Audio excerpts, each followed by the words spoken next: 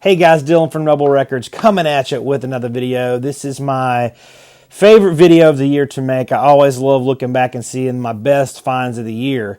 I always make it sometime in December when I think I'm done buying records for the year, and I think I've bought so many records here lately, I don't think I'm going to be buying any more until January. So, but we'll see. As you can see behind me, I got a lot of holes in my wall.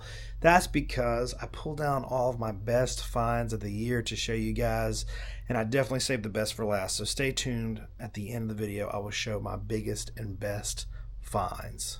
I got a stack right here of great stuff that I'm really excited to have found. This year I found so many amazing records off my want list. Every year it's just like, you know, I'm going to be good this year. I'm not going to buy anything. And then inevitably you just do. So one that I got is this Josephus Dead Man. This is one I've been after for a really long time. I'd had a reissue forever, but really good Texas hard rock, amazing guitars, all that stuff. You know the drill. But this is just one of those stone cold classics that you don't ever see. What hard rock acid dreams come from. This amazing Josephus, one of my favorites truly in my collection, and I was thrilled to be able to secure a copy of that this year. Another one, I just showed this in a video, but I will show it if you didn't see that video.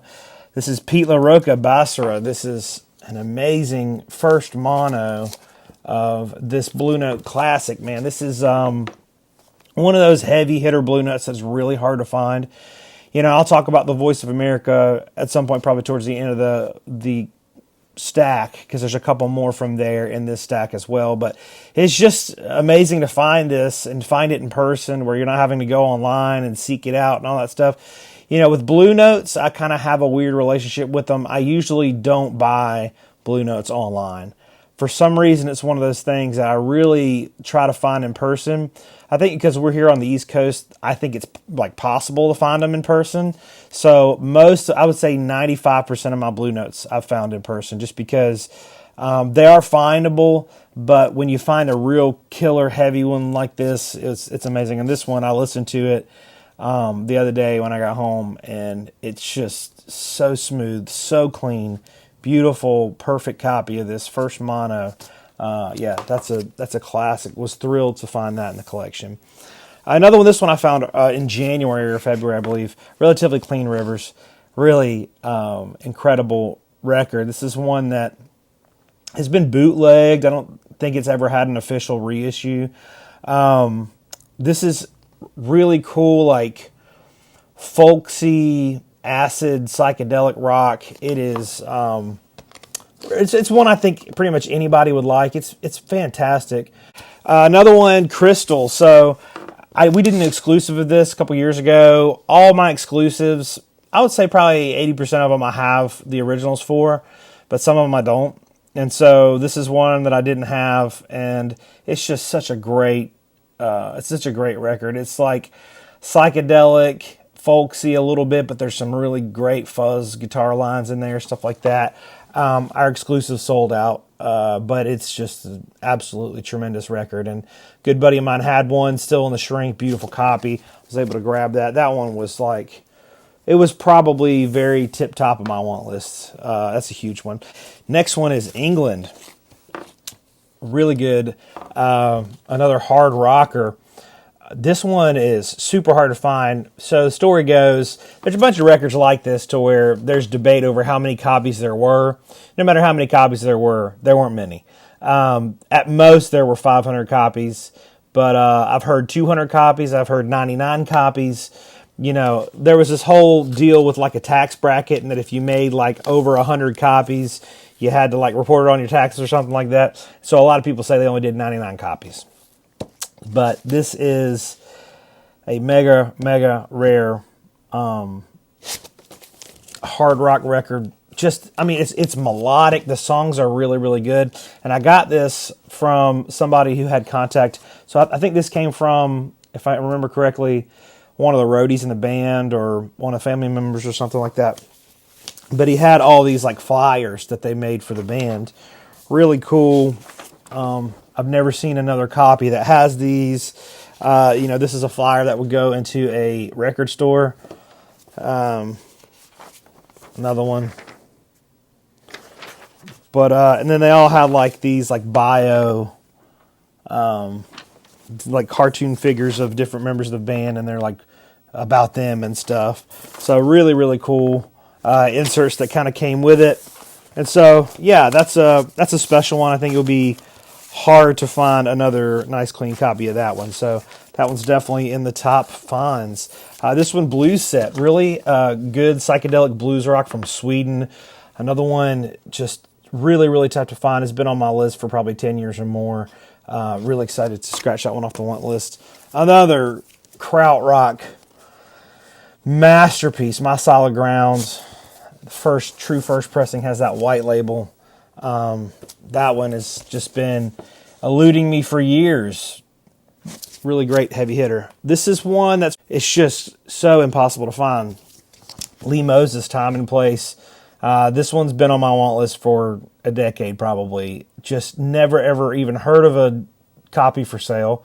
A buddy of mine was getting rid of some stuff and ended up, you know, swapping it to me. But it's absolutely amazing.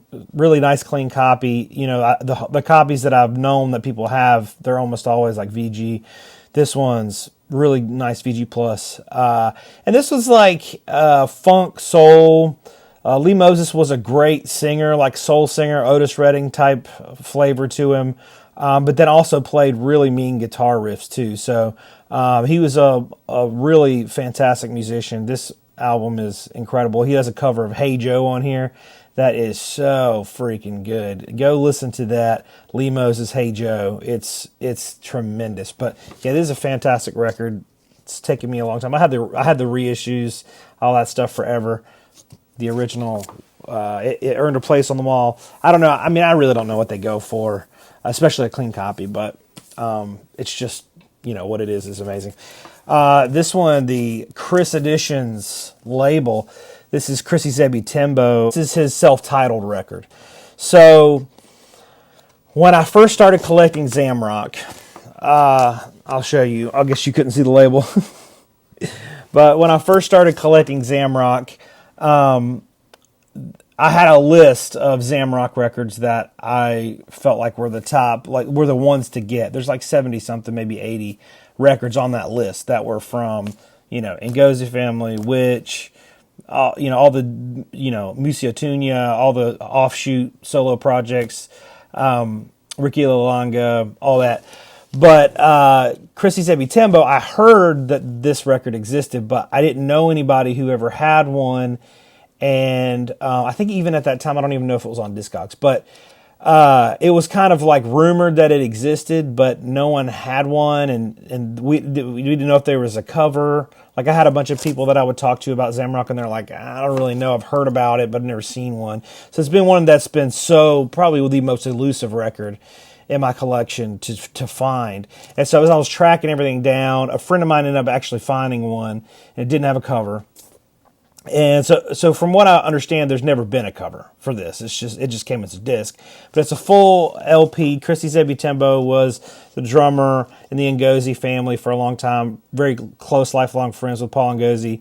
But yeah, this record is just, it's one of those, I don't know what it's worth. It's just impossible to find. I know what I paid for it, but it wasn't cheap. I actually got it from Egon from Now Again Records, but it's an amazing record. Really cool, fuzzy Zamrock. You know, now I believe that there's been a rip of the full album put up on YouTube so you can hear it. But like I said, it's just one of those things. I heard rumors of it for a long time, never knew it to exist. And so as I was closing in on getting all my Zamrock records, that was like kind of the last big one that I needed. So now I have them all. I need to do a Zamrock video. I've been talking about that forever, but now that I have every Zamrock record, I need to do a video on it. This is another one that not many in this are upgrades, but this is Kavash Jute, Wide Open, from Australia, on this amazing Infinity label. Kavash Jute was this just really rhythmic, driving, incredible proggy hard rock. This record is so good and so hard to find. I ended up selling. So I've had a copy for like 2 or 3 years. Because I got a copy that was like, for some reason this record is, if you ever do find a copy, they're always trashed. The one I had was like in VG shape. It wasn't great. And so I'd been looking for a super clean copy. A good buddy of mine was at a record show in Australia, and he knew I was looking for one, so he grabbed it for me. And it's just like pristine copy. I mean, I would say near mint, beautiful, beautiful copy. If you look at the Discogs numbers on this, I don't know what the median is. It's probably not that high. But for a near mint one, it's just incredibly rare to find. This is an amazing, amazing record. Highly recommend you taking a look at that. It's a killer one. I can't remember if I got this year or not, but as I was going through stuff, I picked it out. On Tour, Bombstam, really, really, really good, kind of heavy German prog, or I guess krautrock you'd say, but just incredibly rare. Almost never, ever, ever see a copy of this for sale. That's a tremendous one. Another one, Roy Rutanen. If you like, I always compare him to like an Australian Sixto Rodriguez. So if you like Rodriguez, this is a really, really good, high recommendation if you've never heard this record. Roy Rutanen. Really tough to find, really incredible stuff, but it's got that like, how Rodriguez has the kind of folksy, ballady type of really good songwriting, and then the occasional fuzz guitar solo and psychedelic passage. That's what this is like too, and it's really, really tremendous, fantastic record. So as far as like the label goes, I announced that I was starting a label. It's been a couple years now, and this year is the first time we actually were able to put anything out on the label. The first thing that we did was Underground Fire. So this is the first release on the label. We put this back out in August. This is one of the versions that we did. The Subterranean Inferno, beautiful, beautiful stuff. And then we did this red and white, that splatter, and then we did a pinwheel, but it sold out. But I did like, every one of my releases, I'm doing like full booklet. I'm scouring everybody in the band to get all the pictures and interviews and all that stuff that I can. And so that, comes with this is a really unknown record. Before I put this out, nobody knew about it. Like, I'd ask even the deepest, heaviest psych collectors in the world, and they were like, never heard of it, don't even have any idea. And so this is a huge one for me. Like, it starts like, I know finds of the year. It's not really a find of the year or anything, but for our label, it was just to recap the year. This was huge to put this out. We still have both of these available on the website. They are running out, so if you want to get one, you probably need to get one. After we sell out of those, it'll probably just be black vinyl from now on. And then we just put this out as well. This is the second release on our label. This is probably the last one for the year. We've got a couple coming early next year. But this is Dry Water, Southpaw. We got it on this clear vinyl, which is really quiet. The formula of this is really quiet. It sounds really good, this specific vinyl. And then there's a black vinyl version too, 180 gram, all that stuff. These are the really nice stout and tip-on jackets, really thick cardstock. And then the booklet, a bunch of like, never before seen pictures, interviews, and like pictures of the tape on the back. This one we did AAA, straight from the master tapes. I spared no expense for this record. Have not broken even yet on it. It was a very expensive thing to do, but I wanted to make sure that both of these records were put out and represented the best possible way. So, just to support what we're doing, if you want to grab one of those records or both of those records or whatever, they're on our website. I'll pin it in the comments. But in talking about that, we'll also talk about some other things that I have coming up on the label. So some of my finds of the year are albums that I'm like, man, this is so unavailable. This really needs to be reissued. Underground Fire was one of my finds of the year probably a couple years ago. But this year, it was early in January, I got this record right here, which is Toddy. Mind-blowing album. It was a band that had it was super heavy hard rock. Talking about like out of this world, face melting guitar solos. This is, out of all these records I talk about crazy guitar, you hear that come out of my mouth ad nauseum. But this one really is, every single track, Dennis Toddy, the guitar player on this, was just a incredible, incredible player. Out of this world, hold nothing back, just crazy guitar shreddery. This is a super rare first pressing of their first album. From what I can understand, there was only 50 copies of this ever made. I've spoken to the band. They confirmed there's only 50 copies ever made. This is a nice, clean first press of this.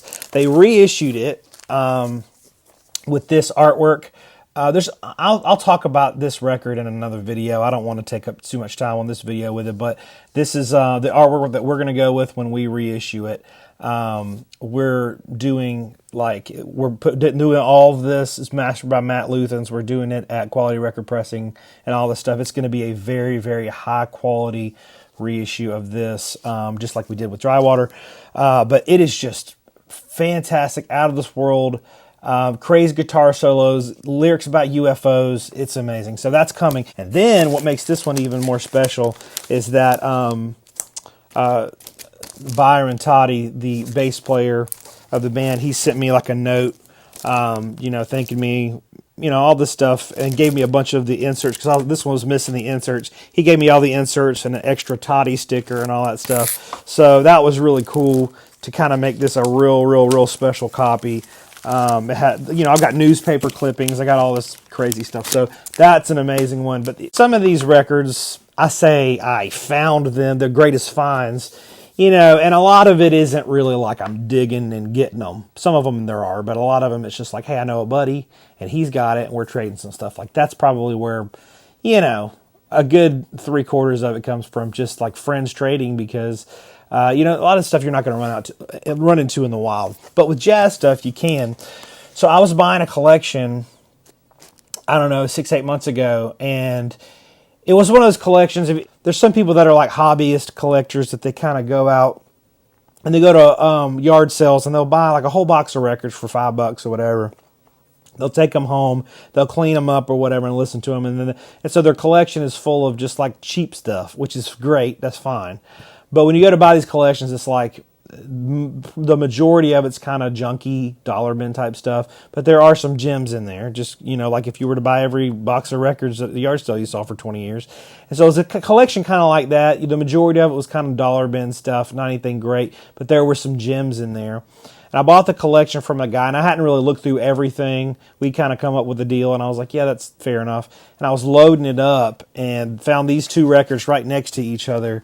So these, it was such a shock because there was no jazz in this collection at all. It's Mal Waldron, Mal 2, first pressing on Prestige, and very, very clean. This one, Flight to Jordan by Duke Jordan, first mono pressing, really, really nice shape. Both of those was just cool because they're both heavy hitter jazz titles, and I literally found them in somebody's garage, and he didn't even know they were in there, so it was just pretty cool. Here's Marconi Notaro. This is a Brazilian psych record. It's one of the heavy psych masterpieces out of Brazil. Really cool record. This is one, if you're a psych collector, you might not gravitate towards it, but it is a very good one. It's one, it's maybe like an acquired taste, but it's very good. This is one of those that is, as far as the U.S. psych scene goes, it's one of those that are just kind of pie in the sky, crazy. You're never going to see it. CA Quintet, Trip Through Hell. Tremendous. I've talked about this one a lot as well, but just really cool, psychedelic. It could almost be like a score of a psychedelic movie or something. You got your hokey psych tracks, and then you have some like really trippy passages of like reverberated drums and crazy guitar solos and all that stuff. So it is one of those crazy psych grails for a reason. It's just out there and it's amazing. Kestrel. This is a prog kind of a prog rock. Maybe, I don't know if this would be kind of for everybody.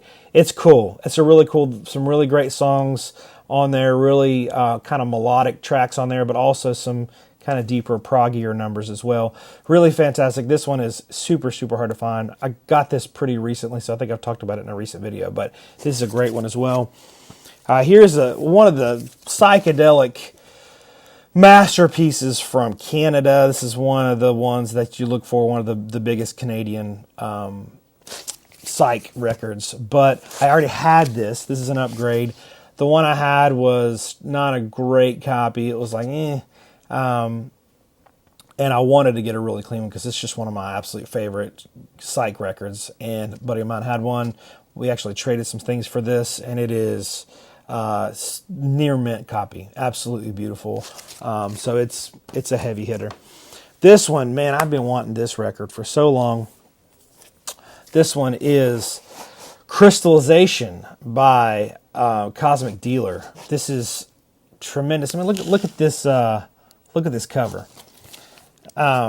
Just absolutely mind-blowing, proggy, psychedelic.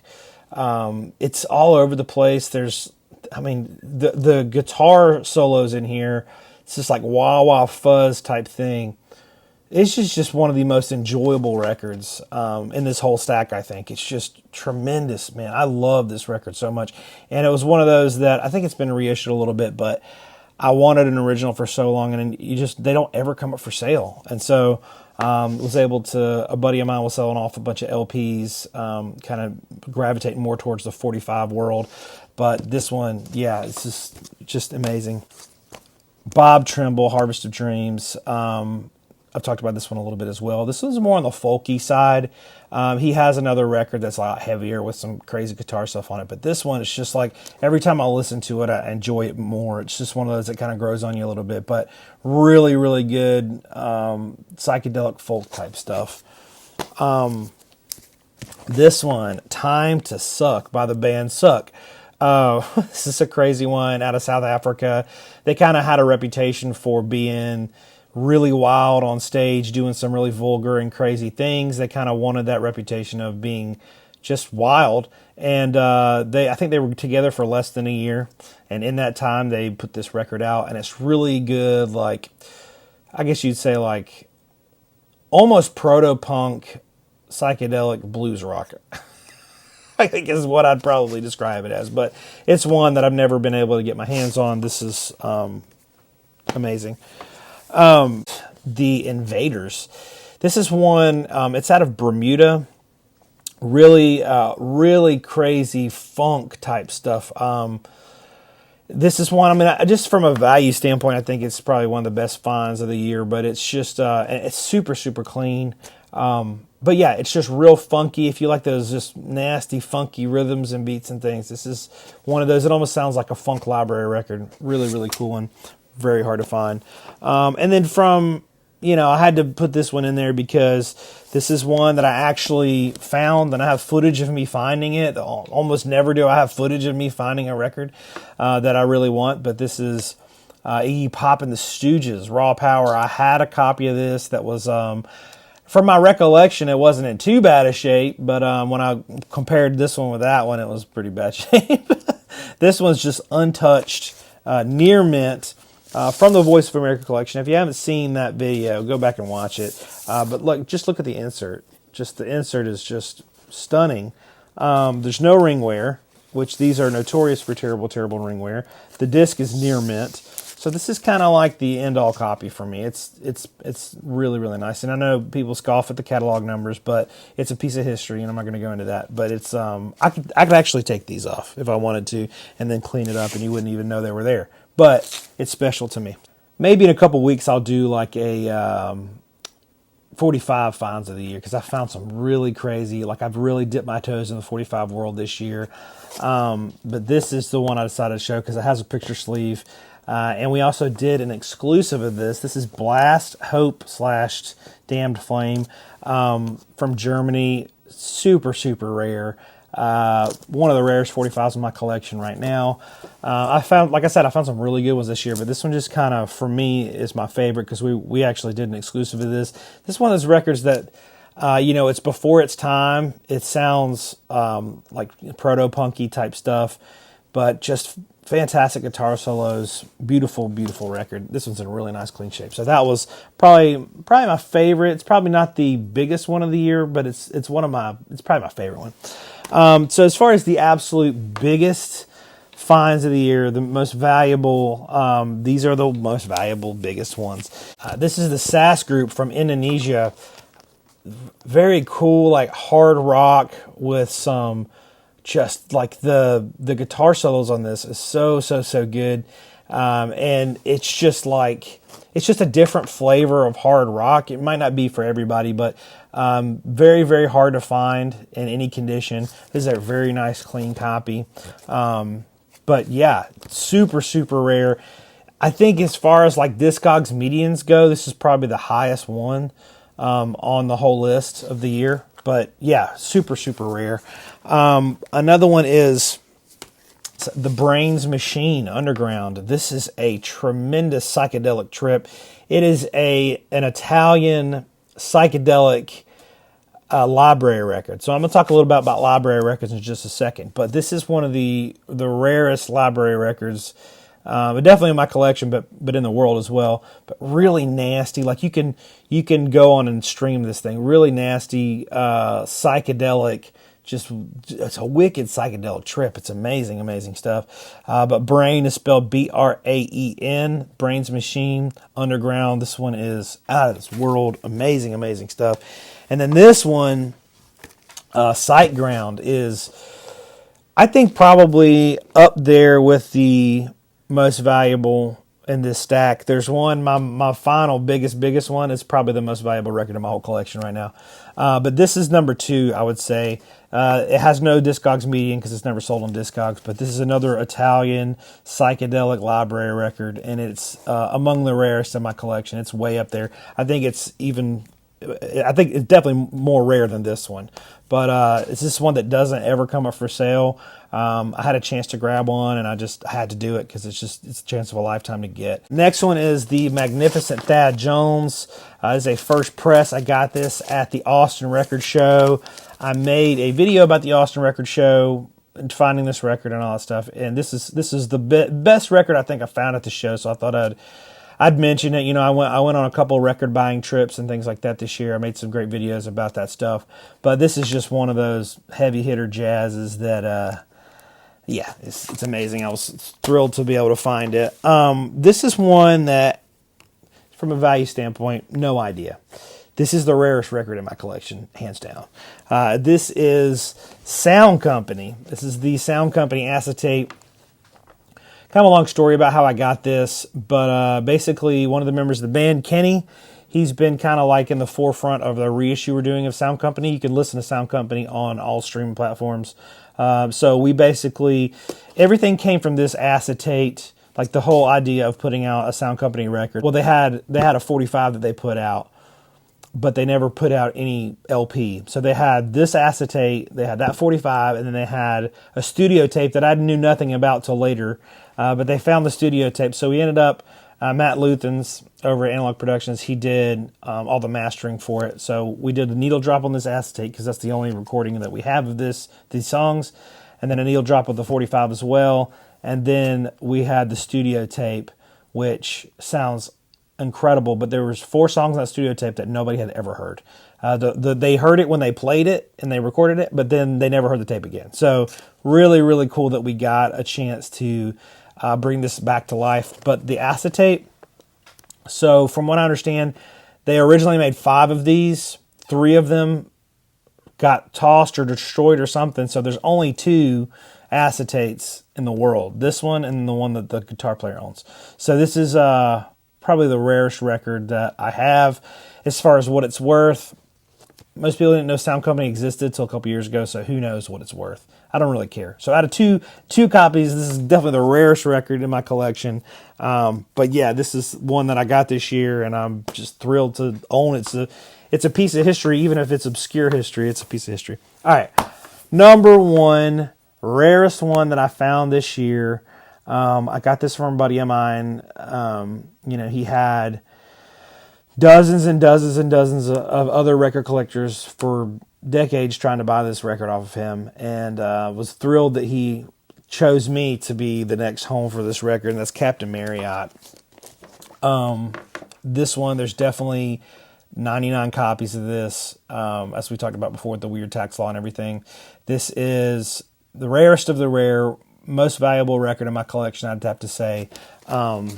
Somebody reached out to me on Discogs and made the other day they were begging me to sell it. And they made me an offer on it, which was a good offer, I guess, but it's just like, I just don't want to sell it. I know that I would never get a chance to get this record again.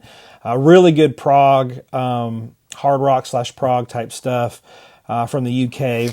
The band's from the UK. They made these in Scotland. It was a Scotland pressing, but check out that label. It's just crazy. So I need to go ahead and put this. I don't know if I've showed this in a video yet, but it is the rarest record of my collection, most valuable record of my collection for sure. Again, I don't think this has a Discogs median just because it's never sold on Discogs. It's so incredibly rare. But, you know, these things aren't really all about value. It's just like, just to be able to have one of these is huge to me. So anyways, I won't go on about it. You can go listen to it if you want. It's an amazing one. But before we go, I was going to show you. So, you know, these videos, they talk about, you know, Grails, Grail records, big, huge records, and that's kind of what they're all about. But the best collection I've ever bought in my life, definitely the best one of the year, is the Voice of America. And there's no contest. It's definitely the best collection I've ever had the chance to get. And in that collection was those library records. And I'm a huge collector of library records. If you don't know what library records are, a lot of people ask me when I talk about, like, what are you talking about? Library records are like, they were copyrighted music that you could use. They were basically made for background music for films, commercials, things like that. But the creators of this music were really interesting and incredible composers that instead of entering in a record contract where they were kind of had their hands tied of what they wanted to do, they had creative freedom. So they're having to crank these out like sometimes like an album a day. And so they would go in the studio and just do whatever they wanted to do, but they were such incredible musicians that they were able to crank out some really amazing special music in that time. So some of these are really funky, really amazing. I'm just going to show you a handful of my favorite ones. So when I was buying that collection, I got 1,200 library records at one time, which it's, in my life, I've only ever found like 50. Because like if they don't come up online very much, and then like I've traded with some friends and things like that, but you know, the ones I've found some in person, but most of the really good ones come from overseas. And so like to find them here in the US is just incredibly hard to find.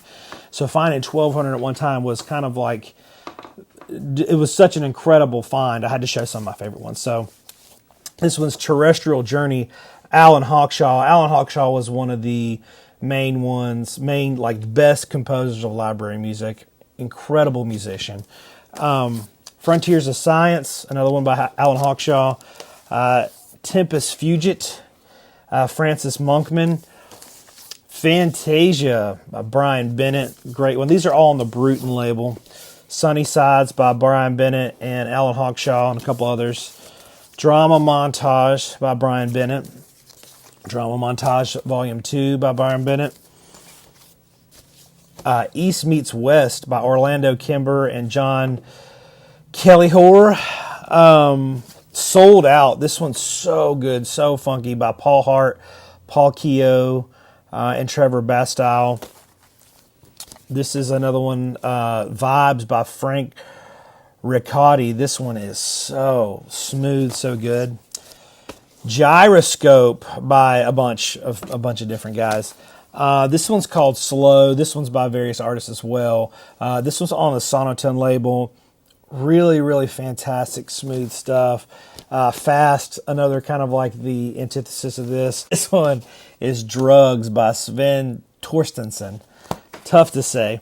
And then this one is one of the big ones on that label, Plant Life, composed by John Fitty. This one is a lot like Plantasia, Mort Garson's Plantasia. It's very similar, really good. There were some great KPMs in there as well. This one is The Big Beat by Keith Mansfield, which Keith Mansfield was another great composer in the library scene, and Alan Hawkshaw again. Great duo there. This one is Boogaloo in Brazil. This one is by Les Baxter, which this was reissued later, but this is a great one as well. And a few on this Color Sound label. This is a Now Generation percussive underscores. Really funky, really good one.